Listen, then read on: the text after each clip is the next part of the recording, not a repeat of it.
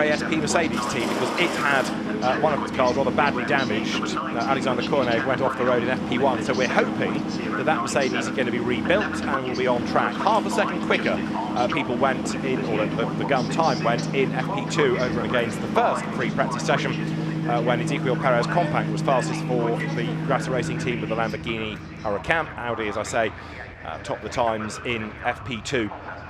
So it is now approaching 4 o'clock local time. Temperature's been going up, although I think the breeze has increased to combat that. You can see how windy it has become. So is this going to have a negative effect on the tyres, on the times, on everything else as the temperature has climbed? We will find out very shortly. Now, drivers are getting ready, and one of those that we ought to focus on as a combination, Dries van Tor, local hero Will Stevens, they're with Dakota Jane. Right, boys, qualifying up next. What's the plan, Will? To be fastest. Good start, but yeah, hopefully we can both have a solid qualifying like Zolder. Dries doing for Q1, I'm doing Q2, so let's wait and see. Is this going to be hard work for you, Dries? Well, it's always difficult in qualifying, but you know, we will see how it goes. In Zolder went well, so we can try to maybe get another pole here in Q1, so yeah, we have to wait and see. Who's your biggest threat? Who's my biggest threat? The number 1 car is quite fast, the Lambo, and the other 2 Audis are quite strong. So you know, we'll be tight, but yeah, we will see. Anything else? And Will do an amazing job in Q2. Let's say good luck, thanks. In the background, you saw Christopher Mees trying to dislodge Will Stevens' hat, former Grand Prix racer Will Stevens, and enjoying being on British soil. Fans are ready, soaking up the sunshine, and this is going to be very busy indeed, because although the entry is 20 cars, around here there's still no margin for error, and traffic management, and we say it at every Blancpain race, John, is going to be crucial. Well, and Brands Hatch is a difficult circuit to overtake, and these cars are physically large cars, so you get 2 of them side by side. There's not much more space on the track to ease and overtake, but it is so competitive. I mean, I don't know what we will end up, the 20 cars, what will be the time span that will cover them, but certainly in other Blancpain events, we've seen up to 20 cars covered by less than a second. I don't know whether that will be the case here. This is a much more, I would say, driver-orientated circuit. A driver can make a difference at Brands Hatch, whereas on some other circuits, the driver input is maybe slightly less than here, and it's really just simply about how quick is your car. Now, it was Lamborghini that won the qualifying race at Zolder, Audi that won the main race after all sorts of penalties flew for mechanics in the pit lane, for driving people off the road, for picking up the cones in the pit road. One of the drivers that was in the wars was Simon Gachet. He was elbowed out wide by Dries van Tor, for which Dries got a second drive-through. Simon Gachet for Santelok will go first. In other words, he will do Q1 in this car that he shares with Christopher Hasse. Both the Santelok juniors, if you like, of Simon Gachet and Neil Stevenart being brought on by more experienced co-drivers. So Hasse and Marcus Winkelhock are going to be the ones to watch in their stint, but not necessarily the car over the entirety of the race. There's the Lexus, which is another car well worth keeping an eye to, number 14 of Albert Costa and Christian Kleen. The Lexus, of which there are 2, run by Emil Frey Racing. And Christian Kleen is going to go first, Albert Costa sitting alongside.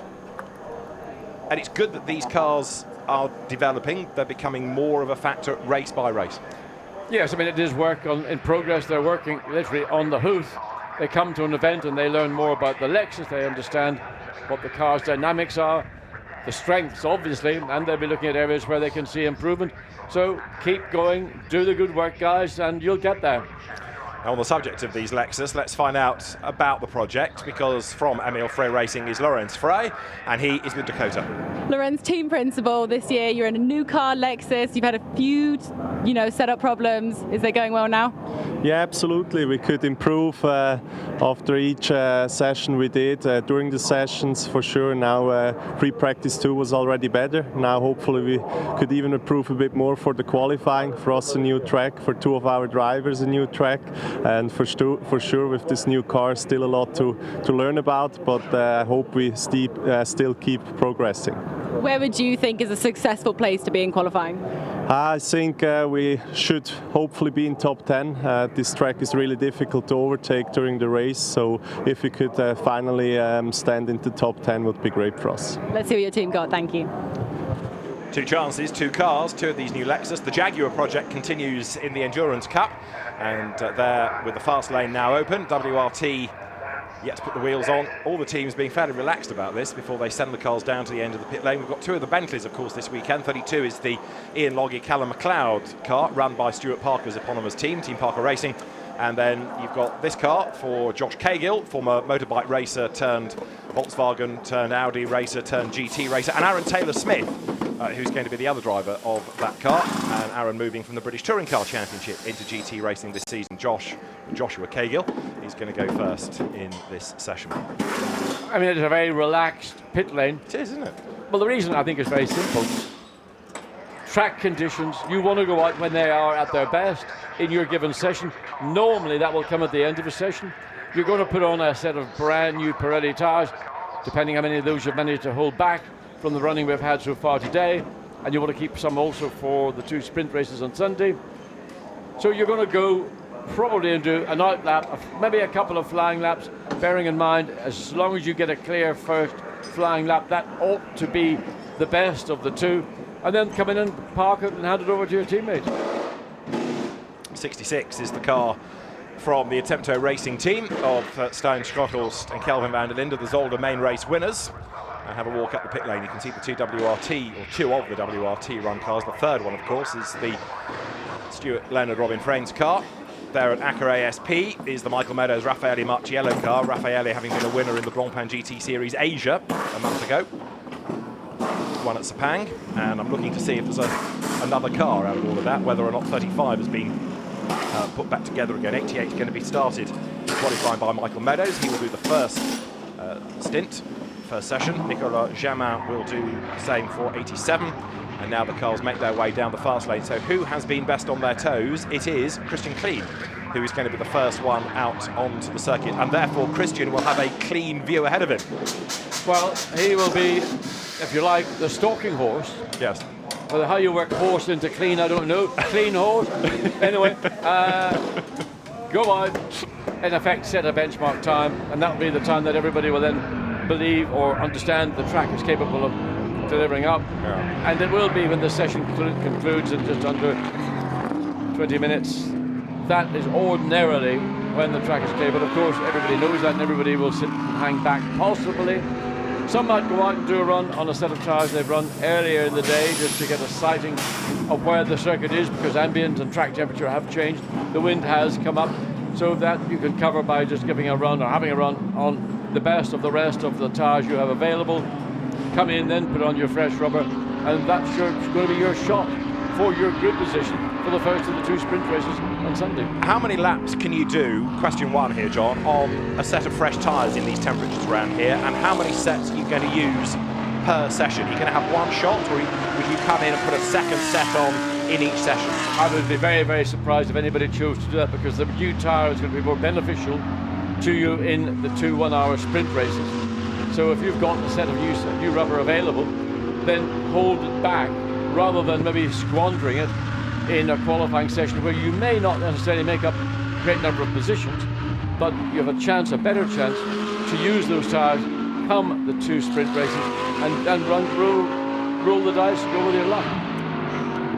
So we'll see how the teams tackle this as the cars go pouring out onto the circuit, and we are then in business. We had red flags in each of the free practice sessions. I mentioned the Alexander Cornet accident, and you saw the car a moment ago still being worked upon, but also Jack Manchester was off the road in FP2 over at Hawthorne, and the Mercedes brought out the red flag for that. So, first flying lap underway, one car yet to leave the pit lane, and Christian Kleen goes very, very deep into Druids there. The Emil Frey Lexus Racing entry then comes down towards Graham Hill Bend, and from that angle it just illustrates what a glorious circuit this is. You've got the trees, you've got the fat, beautifully manicured the circuit. Yeah, but Christian Kleen completely missed the apex coming into Graham Hill Bend. Maybe he hasn't got the front tyre temperatures up to their optimum working temperature range, so that's a little loss of time on this first flying lap for the Austrian in the Swiss Japanese made Italian overalls and whatever.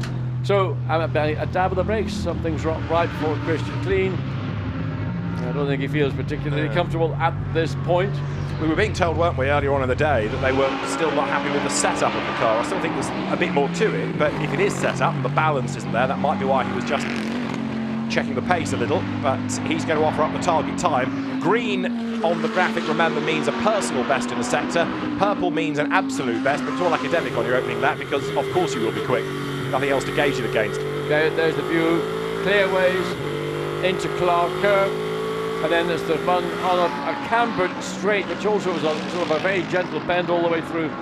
So it goes quickest on a 1 minute 26.4, which people probably say, well, that's for an opening lap. It didn't look to me to be an outstanding opening lap, but he's got a time and he can work forward from that. He's now just been eclipsed by the 66 Audi of Short Horse. So already 1.2 seconds down on what is now the fastest time. Did a 25.2 in FP2, so faster. There's number 2 Audi, which is Dries Vanthoor. Now he has done the absolute best in the first sector. Steinschnofels goes quickest from Norbert Siedler in the second Lexus, from Nico Bastian's Mercedes. Christian Klein then his elbow back to fourth. But Vanthoor here is stacking them all up. Look, purple sector 1, purple sector 2, absolute bests in other words. And this should be provisional pole position. I know it's early days, but let's see what he can do.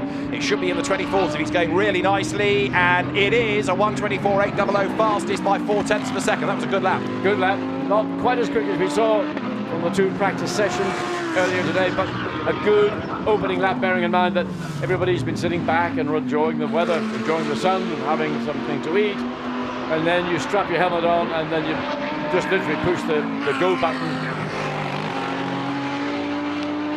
So Christian Klein hustles on as Ezequiel Perez Compact has just gone second. So Christian Klein is 7th.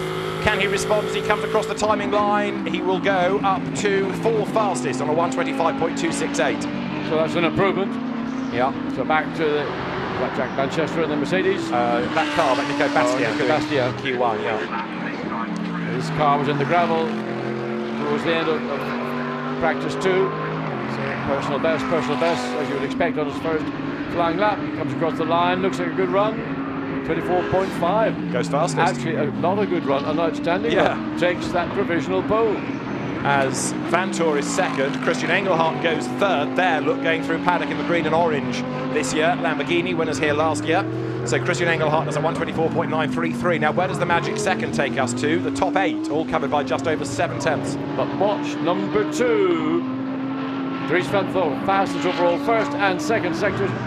As Christian Engelhardt clambers over that 24.2 for Dries Vanthoor, 0.3 of a second ahead now of the 90 Mercedes. So Dries Vanthoor goes fastest by 0.333 of a second. It's Audi, Mercedes. Michael Meadows is 3rd. 4th is this Lamborghini of Christian Engelhardt. No, it's not, because 3rd is Peter Schotthorst, number 55 at Temto Audi, the Schotthorst brothers you've got in the race this year. And he's done a 24.7. Ezequiel Perez Compact, he's now 4th. Michael Meadows is 5th. 6th is Engelhardt, so it's changing all the time, as you would expect. 7 minutes just about gone. We've got 17 times from 18 cars, so there is another in addition to the Mercedes that's not ventured out yet. So into Sterling's Bend, runs the curve, comes off it cleanly, no problems whatsoever for Christian Engelhardt in the number 63 Lamborghini. Currently 6th quickest, a 1:24.9. Personal best, first and second sector, has a chance to improve. 2nd place, well, that'll bring a smile to the face of the 63 Lamborghini crew. They've not really shown that level of pace so far, but of course they were doing it in sessions where it was just simply practice.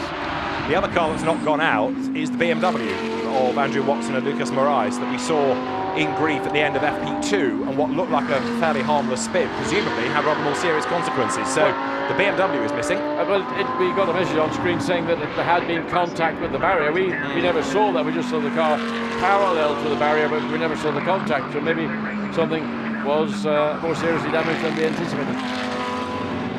So we'll see if we can get to the bottom of what damage has been done. The Mercedes still being worked on. They were hoping to be out for the second part of qualifying, as Dries Vanthoor then is the fastest. Is there anybody else that's about to go quicker? Let's see. As coming up over the timing line there is the 82 Loris Hazeman's Lamborghini, and that did a 1:25.713. So actually the lap time was better, but it stays 13th.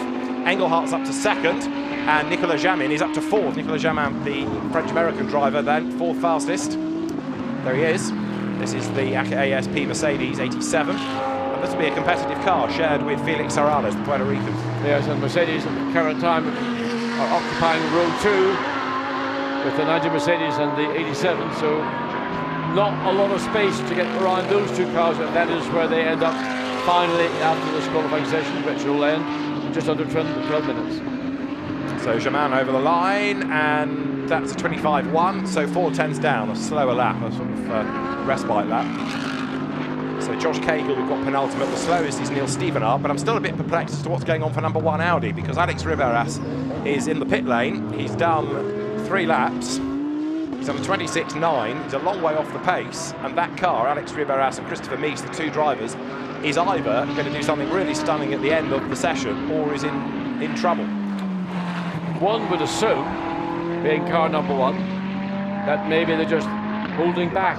They're not going to put on their brand new rubber until everybody has really completed their first qualifying session runs, and therefore the track might be clearer. Also, going back to what I was saying, the track will always improve over any session. So the end of a session, other than if somebody throws a load of gravel and muck and whatever onto the circuit, the track will get quicker as the session progresses. Number 1 Audi has, for the most part, been sitting on the pit apron. Only if it goes into its pit box do you assume it has a problem. So I'm kind of thinking it's all part of the plan. As you look at Piti Bieron-Bakhti's Ferrari, 14th it is, heading Pro-Am. There's, of course, the overall, there's Pro-Am and there's the Silver Cup this year. The best of the silvers is Nico Bastian, who is 3rd fastest. Piti Bieron-Bakhti had a lurid spin just coming up to this part of the track in second practice. Got too wide in the exit, caught the grass, spun literally right across the front of oncoming cars. There's Vincent Voss. Well, I would say he's looking marginally agitated. He's not happy with something. The number 2 car currently quickest overall, Dries van Thor, by almost 4 tenths of a second, but the number 1 car down in 16th position, and literally as the session continues is dropping down as others behind find pace and get ahead.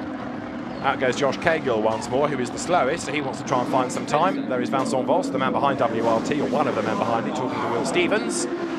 But yes, if number 1 is going to do something, they probably need another set of tyres on that car. There's 17 of Stuart Leonard. Now that's only 12th. So although number 2 is up there, the other WRT Audis are nowhere near where Vincent Voss wants them to be.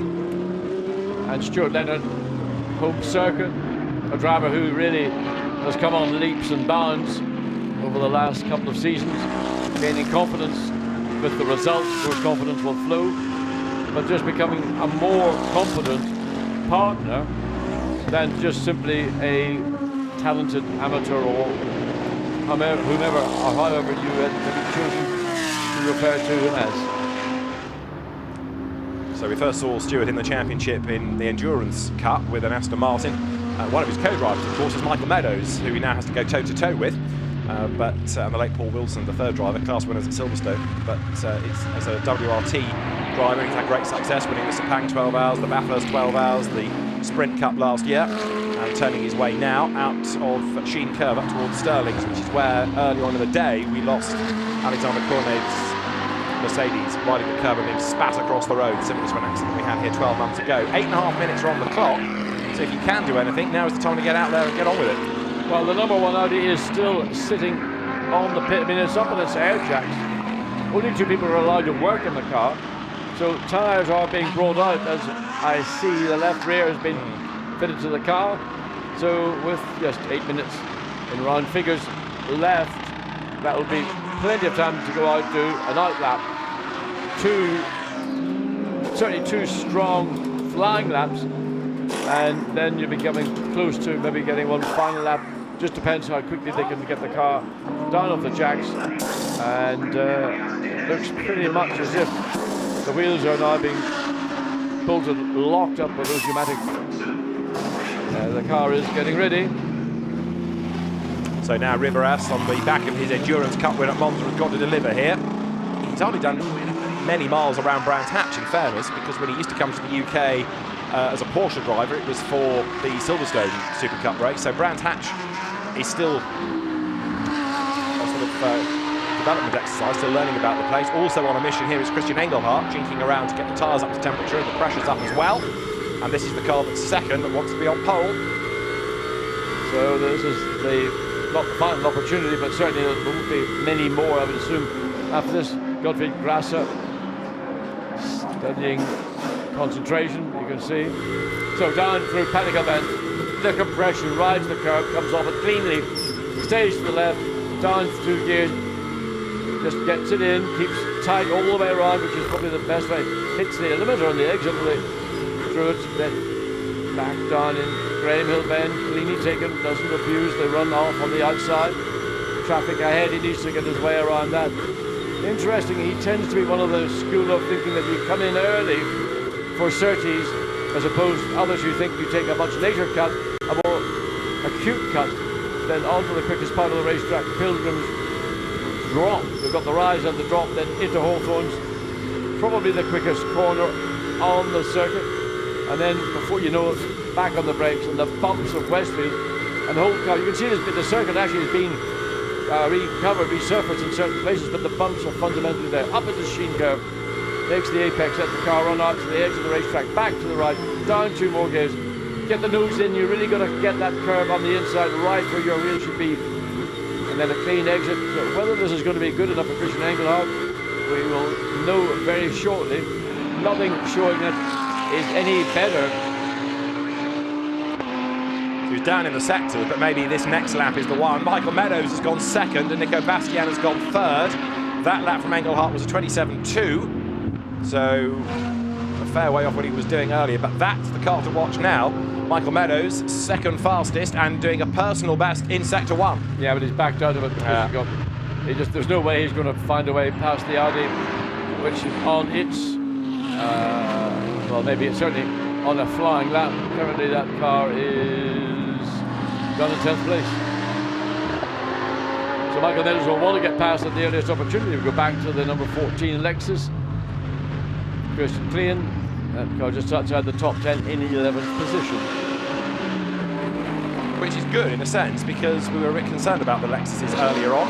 Andrew Watson's BMW is a late arrival at the ball, but has gone up to 13 fastest. Whether that was tyre saving, hard to tell, but suddenly showing far better pace than we saw in FP1 or 2. Well, we never saw any pace at all from the 37 BMW, and now Andrew Watson, when it comes to crunch time qualifying, has managed to get the car, well, it's on the 7th row of the grid. Would like to be much higher, but better than being on the 8th, 9th or 10th row. Personal best. Yeah, Dries Van Tor has just done an absolute best in the first sector. Engelhardt's done 2 personal bests, so let's get him across the line first of all. Christian Klein's up to 5th. Stein Schotthorst up to 2nd, and Engelhardt goes 4th, 1:24.378. But Dries Van Tor then has done the absolute best in sector 1. There he is, coming out of Stirling's. 2 absolute bests now, sector 1 and sector 2, and the shortest sector coming up. So really it's a straight and a long right-hander up towards the timing line. Here he is, Dries Van Tor out of Clark Curve. The time to beat is his own anyway. 1:24.138. Can he go quicker still? There's a car off in the background. Let's get Van Tor over the line. It's 23.9, best of the day. 1:23.931. It was a Lamborghini that was off into the gravel, and it was the car of Ezequiel Perez Companc. It got out of the gravel and continued, but it was Companc into the gravel bed.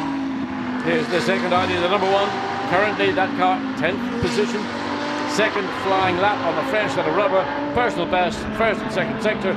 Traffic ahead, that's going to be well, it's always a frustration. You go for an entire lap, no traffic, then you catch somebody at the critical point of the final corner on the pit straight. So 10th for Alex Riber as he was delayed in the last section. It was 2 personal bests. Now Stein Schotthorst, absolute best middle, personal best first sector. Impressive, very impressive. This could be a challenge to Dries Van Tor, his 1:23.9. Certainly it's enough, going to, in my view, put him up into the front row of the grid, but he's on the front row of the grid presently, consolidates that position by improving, now just 1/10 of a second behind the young Belgian driver. Lost out in the last sector, as we look now at Dries Van Tor, who's lost out in the middle sector, so absolute best and then a little bit down. He's lost 3/10 in the middle sector. I'm not convinced he's going to be able to pull back 3/10 here. Coming through Clark Curve, road drops away on the power all the way through this long, long right, power past the pits. He He's only got to beat his own lap time of the 23.9. It's not going to happen this time, surely. No, it's the 24, so it's slower. Still a good effort. Yep. Losing 3/10 in the middle sector, he clawed some of that time back. There's Stuart Leonard, who improved last time, 7th, and has gone quicker in sector 1 on this lap. 2 more minutes to go, so there's only really 2 more laps of the session, isn't it, at most? Yeah, a good effort. Norbert Siedler, 114.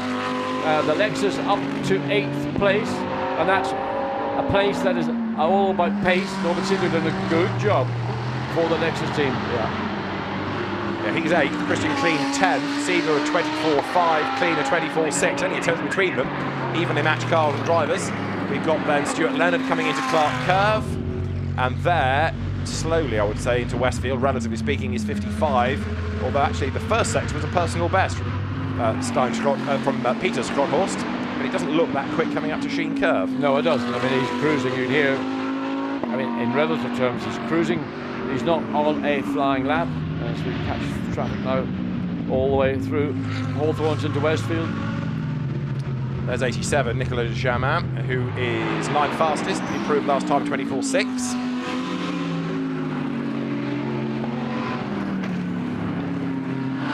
Into Sterling's.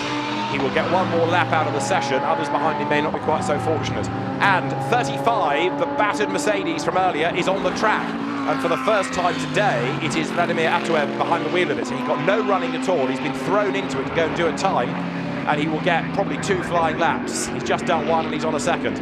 Well, great effort by the team to get that car turned around. There was a lot of damage to the right front and the right rear. Bodywork was trashed. There it is. So there it is. Good as new. Well, you know, it's a great turnkey race car. So he's going to do this lap. He'll get 1 more out of it. Across the line goes Atuev. That's a 29.1. All right, he's a long way off the pace, but these are the first laps he's done all day, and so to suddenly have to get into a repaired car and deliver, that's a pressure point of the day. 15 seconds to go. It's a fairly big ask. Yes. But the point is, get into the car. You look at Christopher Mies. Get into the car, get a time, come back, give us the feedback, then we can go forward from there. So there is Ezequiel Perez Compact, who was in the gravel earlier. 12 he is, flag out, checkered flag is there. So Q1 comes to an end, this 20-minute period. As down through the drop from Westfield, up Dinglesdale, and off the road again goes Compact, and he's a long, long way off now. He was afraid to turn the steering wheel coming into Sheen Curve, and the car just ran wide, got onto the dirty bit of the racetrack, through the gravel. The flag is out, so anybody who might be following will have to deal with a load of gravel being deposited onto the racetrack. And there is the 35, the car that was heavily in the wall, literally on the exit here of Sterling's Bend. The marks, I think, well, they're just about been rubbed out, but heavy black marks were left as it swung sharp to the left and heavy impact on the barrier. So to the checkered flag comes Atuev to see whether or not he can go from 20th to 19th and get ahead of Neil Stevenart. Again, personal best. The lap time is a 27.869. He's 9/10ths away from being penultimate rather than last. But well done, Acker ASP, for getting the car out there. A couple under investigation. One of them is this Mercedes of Nico Bastien and Jack Manchester. That's the Acker ASP team car. And 66 also is being investigated. Stein Schrothorst and Kelvin van der Linde. Pit stops to be investigated after Q2. Now that might be for parking, it might be for the number of people working on a car. Sometimes it's very easy when a car is in the pit lane that more than 2 people are involved in whatever the changes that are required, or it could be something else. Well, it's going to be investigated after Q2, so they're standalone sessions, but the story may not be done. Let's do Q1 first of all then. It is Dries van Thor who is the fastest by 0.139 of a second from Stein Schrothorst and Michael Meadows third. Alex Ribarras up to 4th right at the very end from Christian Engelhardt. Then Peter Schrothorst 6th, Nico Bastien 7th from Stuart Leonard and Norbert Siedler, Nicolas Jamin 10th from Christian Klein, and 12th is, before he went into the gravel, Ezequiel Perez Compact. Late out, but 13th for BMW of Andrew Watson, looking as though things have improved. 14th quickest, Simon Gachet, ahead of Loris Hezemans and then Josh Cagill. Piti Bieron-Bahti 17th from Ian Loggy, Neil Stevenart 19th, and having his first track time of the day, Vladimir Atuev goes 20th, ending up just 9/10ths away from the traffic ahead. So Dries van Tor is the fastest then by 0.139 of a second. It's provisional pole for the Belgian. He's with Dakota. Dries, now you're currently fastest. Absolutely fantastic job. I saw you over there giving Will some advice. Can you tell me what you were saying? Just some gears that he has to try, nothing special. It was not an easy session because I had no radio, so it was really difficult to connect, to talk to the team, where I was, what was the pace, if somebody was improving, I don't know. So it was really, really annoying. But at the end, yeah, we are on P1 for race 1, so that's really good. A big congrats to the team for this qualifying session, but there is still one more coming up. So the car is feeling good. So let's see where we can end up with Q2. Do you think the radio is going to be fixed for Will? I don't think so, but it's really annoying, and I hope they fix it, but it's really annoying when you have no radio. Well, I'm sure we'll be fine. Thank you. Good luck.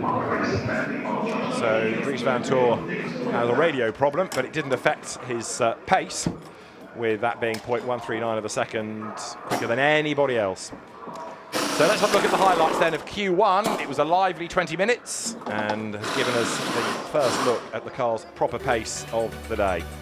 Teams ready pre-session, ready to get everybody out there, and the battle then between Audi, Mercedes and Lamborghini for the top slots on the grid. Lexus first out, Christian Klein, who would go on to be 11th fastest. Bentley, Audi pouring out on track, and Klein had the road to himself early on. It wasn't long though before he had to think about the traffic as people stopped and cycled through pit stops and were out of position. Dries van Tor, however, was very quick indeed, and it was soon number 2 Audi making its way up the order. Pit stop, fresh boots, back out again. Also pressing on was Stuart Leonard in number 17 Audi, and that car ending up a little further back down the times than required. Alex Riveras then had one last roll of the dice and got up to 4th fastest in the number 1 Audi. The Lamborghinis were trying hard. Christian Engelhardt pushing as he tried to bring 63 Lamborghini into the mix. Ezequiel Perez compact ran wide coming out of Clark Curve. 2 wheels became 3, very nearly 4 into the gravel. He rallycrossed his way back onto the pit straight and then had another moment right at the very end of the session. Looking good was number 66 Audi, Stone Schockhorst, but right on his last lap, Ezequiel Perez compact had this drama going through Sheen Curve and bringing more gravel back to the Grasser Racing team. Dries van Tor, however, despite the fact the radio wasn't working, looking oh so strong, and he takes provisional pole at the end of Q1. So WRT, John getting 2 cars up there. Stuart Leonard's car, which will be driven by Frederic Verviche, his first sprint outing of the season in Q2, with a bit of time to find, but an interesting first 20 minutes. Yes, I mean, I think it reflected really the performance of the individual drivers and cars that we had expected. We hadn't seen, in fact, in practice 1 and practice 2, but as we've been saying throughout the broadcast today, it's the qualifying sessions that really count. And all the work that goes on is in preparation for these 2 20-minute sessions. Of course, race work is also a key to what those teams were doing. So they're trying, as you heard from Dries van Tor, different things on the car, explaining to Will Stevens which gear to use. I was going to say which gear to wear, which gear to use. I'm sure Will doesn't really need that, but actually what often you can do in a corner, for example, like clearways, if you have got a good balance in your car, you can actually run a higher gear and let the car pull through rather than driving it through up near the limiter in 1 gear lower. Sometimes it's a nicer way of actually getting the performance from the car. So everybody getting ready for Q2, which is about, 4 minutes or so away from starting. Time to take on some liquid, whether you're behind the wheel or behind the fence. There is the Stefan Ortelli, Norbert Siedler Lexus. And one of the stars of Q1 has been British driver Michael Meadows. Let's hear his take on Q1. Michael, now you're currently P3. It's all going pretty well. Raffaello's a good driver, as we know. Do you think he can put this on pole for you? I'd like to think so. No, I don't want to put any extra pressure on him, but we know he's fast. We know the car's going pretty well. So if he can put it on pole, that'll be mega, because it's obviously my home race. So I want to start from the front. Don't worry, he can't hear you. Where would be a good place for you to qualify? Well, I was 3rd, so he's got to better that really, or I get the bragging rights. So anywhere in the top 3 is good enough for me. I love it. Good luck. Thanks. Cheers. Thank you. So Michael Meadows for ASP, job done. Now over to Raffaele Marciello, who of course, had this great reputation in single-seaters, but he's developing into a fine GT racer and multiple race winner. Christian Klein's work for the moment is done, so he now hands over his Lexus to the Spanish driver Albert Bilbao Costa, and they're looking down the pit lane, everybody getting ready. They're not ready yet, but they're getting ready to go. Fast lane is open, so if you want to dispatch your car to the end of the pit lane and be first out, you can do. The chocolate's going to melt if he doesn't eat it quickly. And we are ready just about for this second 20 minutes. There the Grasser Racing Team Lamborghinis in the background that have been exploring track limits quite a lot today. Unexpected, because that's a pretty good package. We saw how effective it was throughout the 2017 season, but things move, and again, I've been mentioning this through the previous two broadcasts, the balance of performance is an ever-changing benefit, asset, whichever. So maybe that's having a bearing on the performance of the Lamborghinis here at Brands Hatch. Well, let's try and get to the bottom of the Lamborghini story, because Christian Engelhardt has just been out on track and he's now with Dakota. Christian, now last year at this point you were absolutely dominating it. Now you're currently P5. Now we know Mirko's very quick. Can he do this? Oh, I think it's going to be tough. To be honest, I was quite happy with my qualifying. I think the team did a great job. The car is extremely good, like last year, same like last year. Everything feels great out there, but we're P5. So for me it was difficult to see what Mirko can do, but I think it's tough at the moment. Has been adjusting to the new Pirelli tyre been an issue? Not at all. I think we cope perfectly with the tyre from team side and driver side. I think we do everything well. Good luck. Thank you. Well, there's something that's you can see bugging him. There's an elephant in the room, isn't there? There was briefly. Yes. And he doesn't want to say what that is, whether it is a technical issue or a balance issue or whatever, but there is something that clearly he didn't want to explain, doesn't want the opposition to be aware of, and they will try and address it when Mirko Bortolotti goes out. We know how quick Bortolotti is. I mean, Engelhardt was pretty quick as well, but Bortolotti's been the one who I think you would look to in the Lamborghini camp to be the guy who will give you the result, give you the time, a bit like Dries van Voor has elevated himself to do within the WRT Audi team. So we are almost ready to go for the second 20-minute period. The cars are at the end of the pit lane. It's going to be Carlo Van Dam in the Ferrari, the sole Ferrari, as the lights go green, the flag is green, and the session is live. He'll be first out. There it is. Look, the very spectacularly painted, or wrapped, blue and yellow Singer Beer backed Ferrari. The Berenbachti family is Singer Beer, so that's why the colours are carried. And Carlo Van Dam, who's done much of his recent racing in Asia, delighted to be back in Europe. The BMW is looking a bit dog-eared. Andrew Watson, what's happened here? Well, that looks like barrier damage, reversed into a barrier somewhere. Now we know that the car made contact with the barrier in the second of the practice sessions earlier today. Whether that is an additional rub, strange, it's so high up on the rear of the boot of the car, doesn't appear that the diffuser at the bottom of the rear is damaged. We need to get a closer view of that to get a better impression of what might have caused that scuffing around the rear. Yeah, I can say it could be a legacy of the first session. I'm not aware that he did anything wrong in qualifying, so it does seem as though it's from the second free practice period. Now, cameras at the ready, everybody pouring out on track. Green flags all around the circuit on this outlap to remind people that the road is clear. And there is 1-1-4 then, Stefan Ortelli. And the pit lane gradually emptying. So we know that Audi can be quick around here, but we also have seen good pace out of the Emil Frey Lexus racing car. And Stefan Ortelli here behind the wheel of 1-1-4, taking it over from Norman Siedler.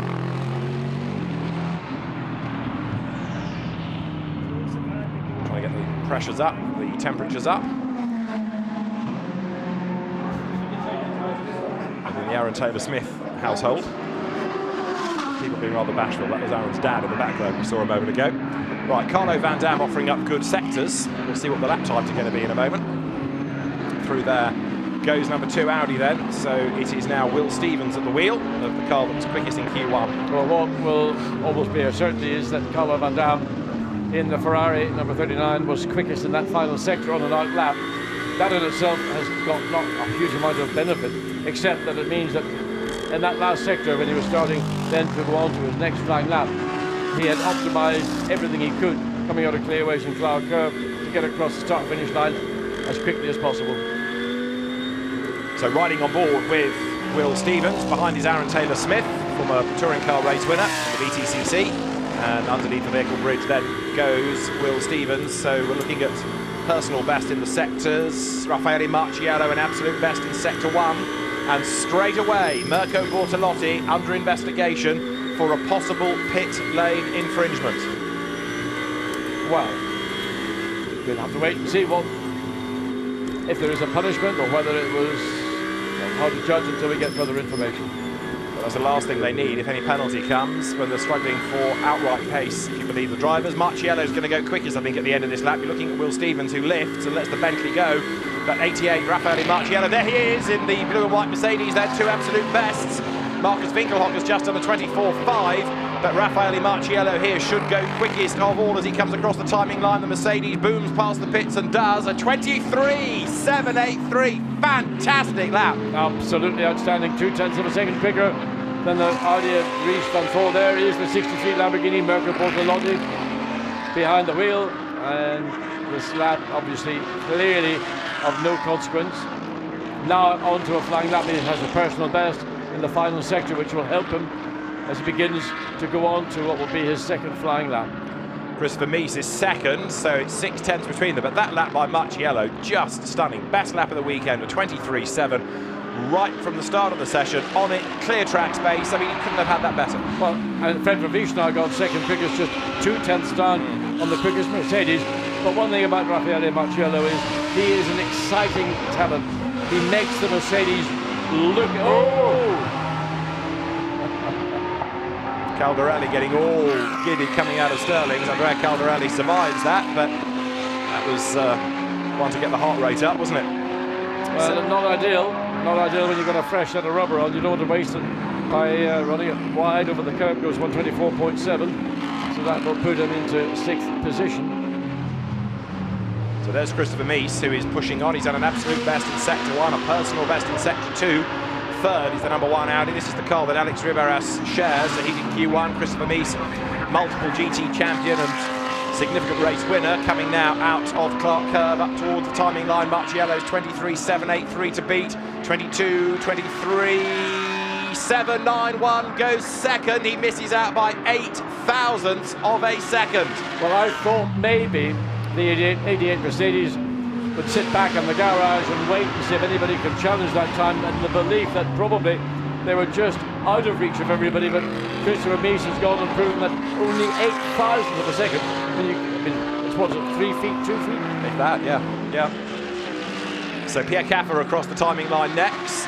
10th he was, and where does he move up to? 4th fastest, 124.519. Here is Franck Pereira, who ought to be able to bring the Grata Lamborghini up into the mix. 4th, just gone Felix Serrales. Right, Franck Pereira, new to Lamborghinis this season. The boss watches on, as does Christian Engelhardt behind him. To the timing line comes Franck Pereira. Is this going to be an improvement for him? 10th he was at the start of the lap. Yes, he goes 4th quickest. Franck Pereira, 124.267. So you've got Mercedes, Audi, Lamborghini, Mercedes, Audi, the top 6. Well, here's a car that really Grasa Racing looked to be the one that was going to deliver. Mirko Bortolotti runs right out to the very edge, coming out of Sheen Curve. Personal best. And really aggressive exit out of Sterling's. You can see the car bottomed out on the skid blocks as it came back onto the circuit. Through Clark Curve now comes Mirko Bortolotti. So we've not really yet seen the best out of him in this session. He was 15th at the start of this lap, and as he goes across the line now, he goes up to 9th fastest on a 124.463. Here is Frederic Vervisch. Underrated but very quick Belgian driver, coming now down through Sterling's. This is where people have been riding the curb and the cars get all unsettled. It's a high climb up to the curb, but Vervisch gets away with that. Third he is now. 2 personal bests. Looking good this lap. He has got to find over 0.2 of a second, really, to get himself up on a pole position. Can he string it together with 3 good personal sectors? The answer as he breaks the beam is no. He stays third. He got the absolute best, as you can see, in sector 3, a 123.820, meaning that the top 3 are covered by 37 thousandths of a second. And if he's got enough grip left in these Pirelli tyres, he could go on, because he was so good through that final sector. Back on board with Mirko Bortolotti.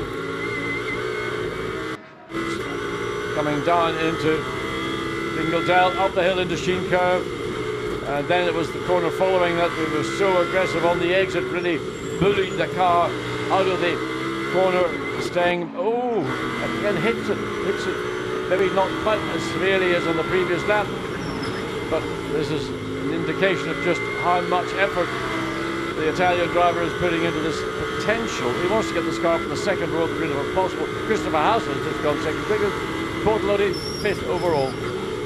The Zolder winner, Kelvin van der Linde, has not yet, as far as I can see, been out on track. Now, is this a good plan by Attempto to save tyres? This is Vervish, absolute best, personal best, but we'll keep an eye to the Attempto Zolder winning car, not yet having been out there. More dust kicked up by the Mercedes behind. Big hop from 17 Audi into Clark Curve. Fred Vervish wringing the neck of this car now, heading up toward the line.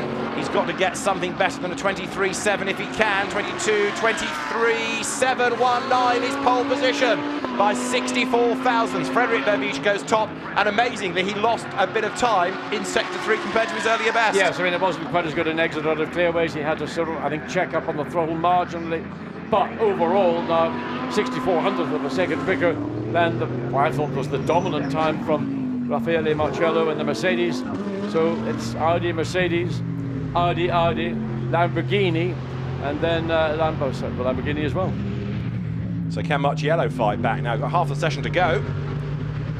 Pit lane getting busier, so the track getting quieter, which gives you more space to play with. Marciello's done, as you can see, a green personal best, but he's widened 2 wheels. Mow the lawn coming out of Sheen Curve, but even with that, an absolute best, and he's way up the curb. Crikey, Raffaele Marciello having the ride of his life. Big commitment, carried so much speed into Sterling's, the back end of the car, rode the curve. I mean, he has got amazing car control, and he has just got that unbelievable sense of self-confidence. Doesn't improve in the end, but not for the ones who are trying. He's proved he's brave, hasn't he? Raffaele Marciello with huge whatnots for bravery, goes over the timing line, and that was a 23.8, which actually almost everybody else would aspire to. But it was a 10th down on his own best. You take that off, that was the time offered to you. Yeah, absolutely right. So Van Thor, this car 15th. Yeah, 15th, really. So I don't know what gear he told Will Stevens to use, but it doesn't seem to have helped Will Stevens on this particular qualifying session. No. Now, Michael Meadows, you were third, Raf's second, so bragging rights have gone to him. Michael was talking pre-session just about bragging rights, but look at this for bravery. I mean, really committed back. He just floors the throttle to help tighten the exit, get the nose tucked back in again. Because the car is sliding so much through Sterling's, it gets the rear on that curb, and that's where you've got to be careful. Here he goes again, coming up to complete yet one more lap. Oh no! The same thing. His exit from Sheen is so different to anybody else, but quickest in that sector. Much better exit. Indeed, just like last time, personal best, absolute best. Has he strung it all together enough? He's got to get to the third sector in under 20 seconds, really, and it's a good run through Clark. So the time to beat is a 23.719, and Marciello does a 23.569 for pole position by a 10th of a second.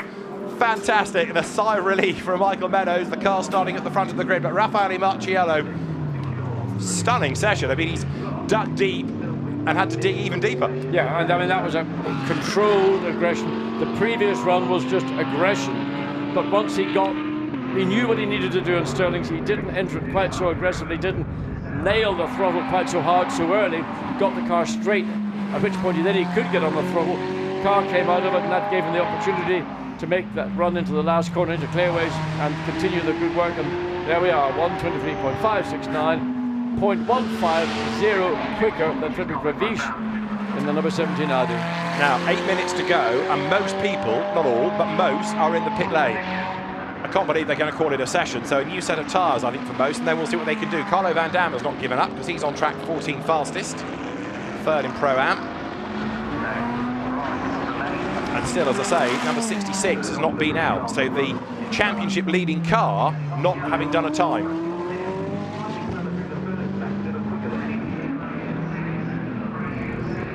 So 7 minutes 50 seconds to go. Now it goes out. So Kelvin van der Linde having effectively missed the first run, the first half of the session.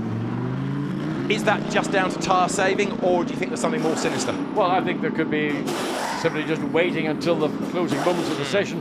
Everybody, I mean, you can see nearly half the field is back in the pit lane.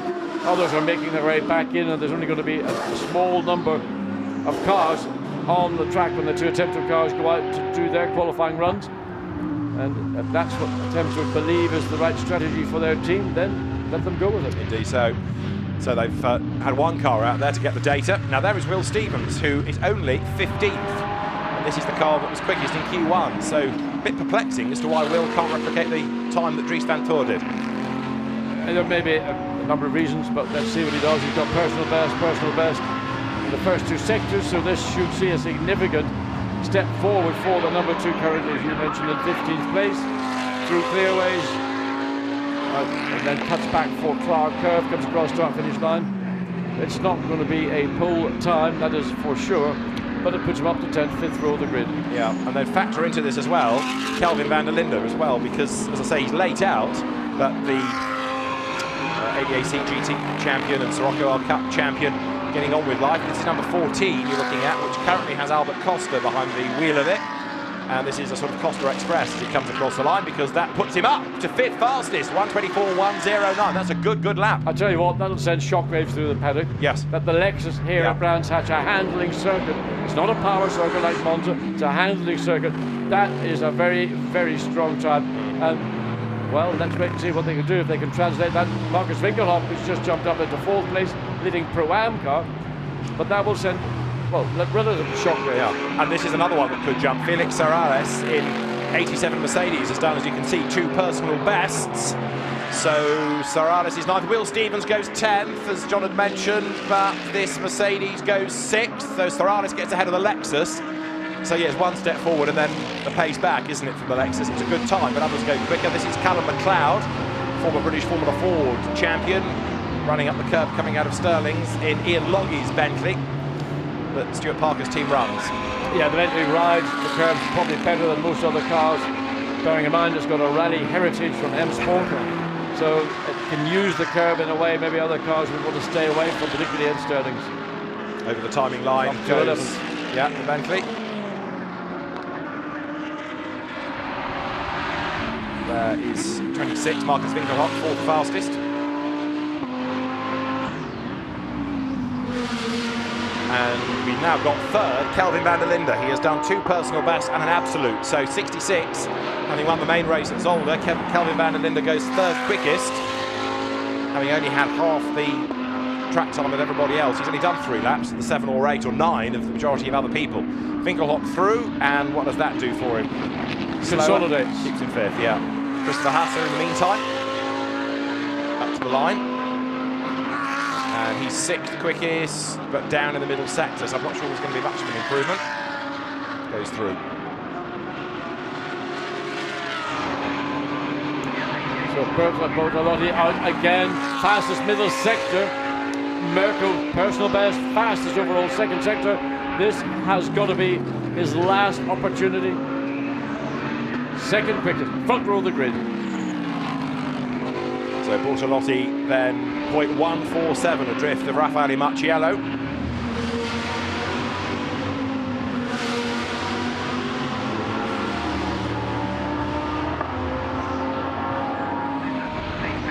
Down through Clark Curve comes 66. So Kelvin van der Linde 4th after Bortolotti's good lap. Heading up to the timing line, a 1:23.730 last time. Can he go quicker again? 23.757. So slightly slower. Yeah, I mean, 2 very good laps within hundredths of a second of one another from the South African driver. But Mirko Bortolotti is still out pushing personal best in Sector 1. Sector 2 has been the area where the Lamborghini has shown great strength. Wait to see what happens to Bortolotti when he goes through that. But he is 1/10.5 away from matching that of Marciello and the Mercedes.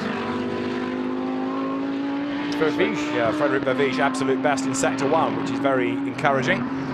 It's also good in this session, looking at the variety. Top 3, you've got Mercedes, Lamborghini and Audi.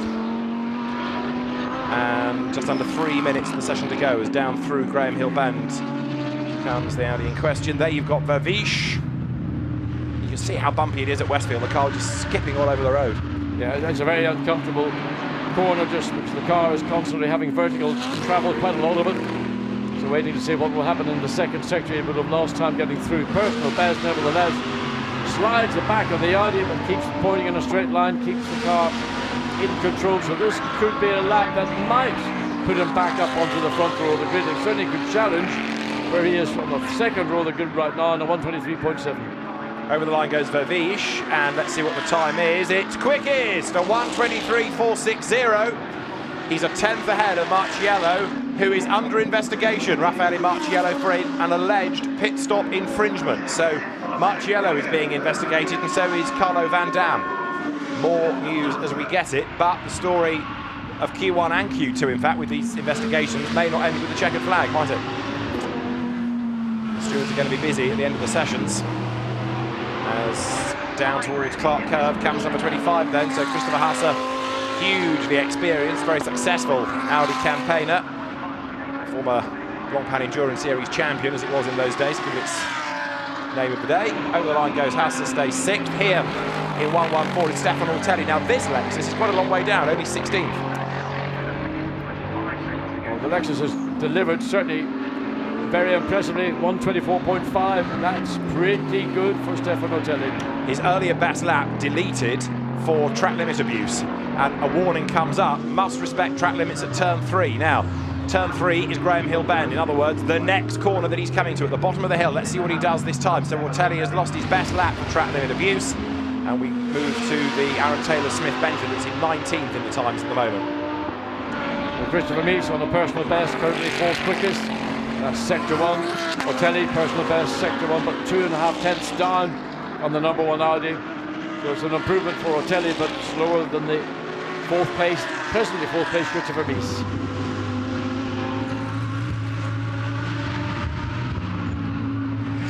So number 1, Christopher Mies, personal best in the first sector and improved last time to get up to 4th.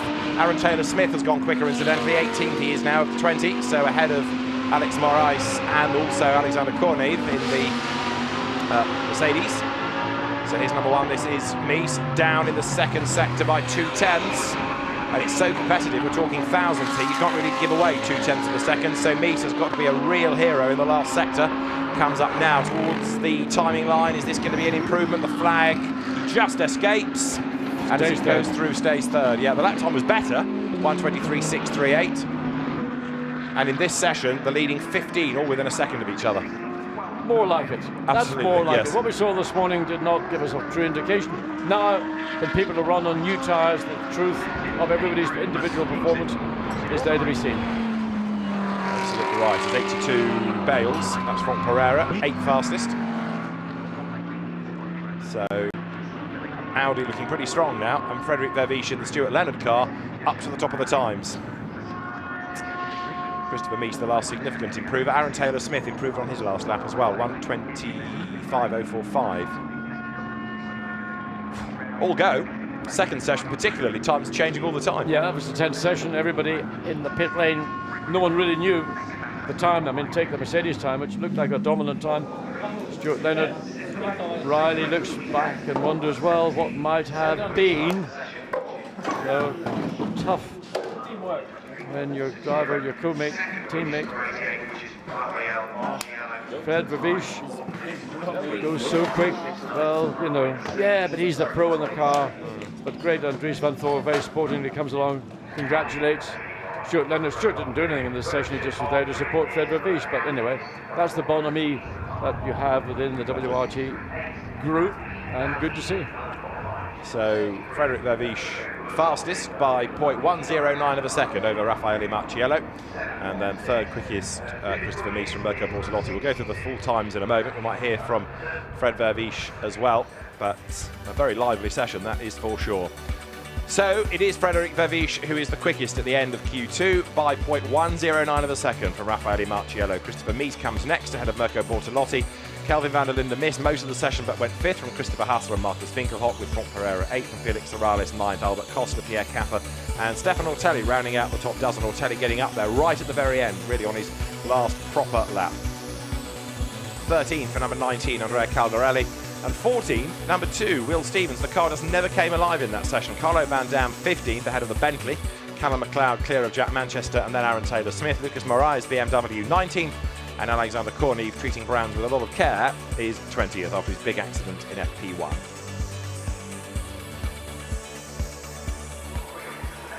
So there is Raffaele Marciello's Mercedes under investigation for an alleged pit stop infringement.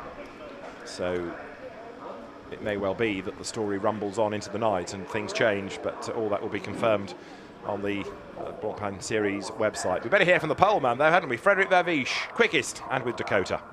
Fred, absolutely fantastic job. Not so bad for a superstar. Yeah, no, I'm really delighted. It's I think it's my first pole in sprint since I started in the sprint series a couple of years ago. I'm really excited. I didn't expect it, honestly, but Audi is very strong here, and yeah, we delivered. So now I hope we can finish where we will start for the race too. So good luck for tomorrow. Thank you. Thank you.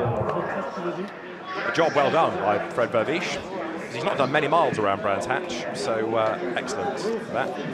A driver who sometimes, in the galaxy of stars that WRT Audi have got, can be overlooked. But that was a very impressive run, and he got it right. That last sector was very impressive, and that's, you know, you've got to get all your apex, you've got to make all your braking spots. Everything is going to be perfect, and that's what Fred Verviche did, and that's the reason he was able to claim his very delighted pole position. So now he's got to translate that in his stint into a race lead to give to Stuart Leonard. But round Brands Hatch is going to be tough, and we look forward to 2 excellent races tomorrow. And although we didn't have Porsches in that session, we have them coming to the track now, and the fans enjoying their ice cream and enjoying the weather. And at the end of qualifying, let's have a look at the highlights then of Q2 here at Brands Hatch. Everybody enjoying the sunshine, everybody enjoying the weather, and the team's ready to go for this 20 minutes race 2, or Q2 rather, decider. We had the Mercedes of ASP doing the initial running with Raffaele Marciello right from the word go, putting himself up to the top of the times, and it looked as though that was going to be the lap to beat. Well, it was battered, others fought back, and then again Marciello had to press on. Andrea Caldarelli was charging and got oh so crossed up coming out of Stirling's, and Frederic Verviche yo-yoed his way up and down the order. Sometimes he'd be at the top, then he'd drop down, then he'd fight back, then he'd drop down. He was the one that mattered though, because he was at the very top of the times when the checkered flag came out, despite this session-long battle with Raffaele Marciello, and he threw everything at it as he battled his way out of Stirling's. He did go top, but then was out-dragged late in the session by the Audis, but the Mercedes looking very quick indeed. And Marciello and Michael Meadows then start as some favourites for tomorrow, but there are so many competitive crews against them, life is not going to be easy. So, an excellent session, and we look forward to 2 great races at Brands Hatch tomorrow. Thanks for your company today from John Watson and David Addison. Bye for now.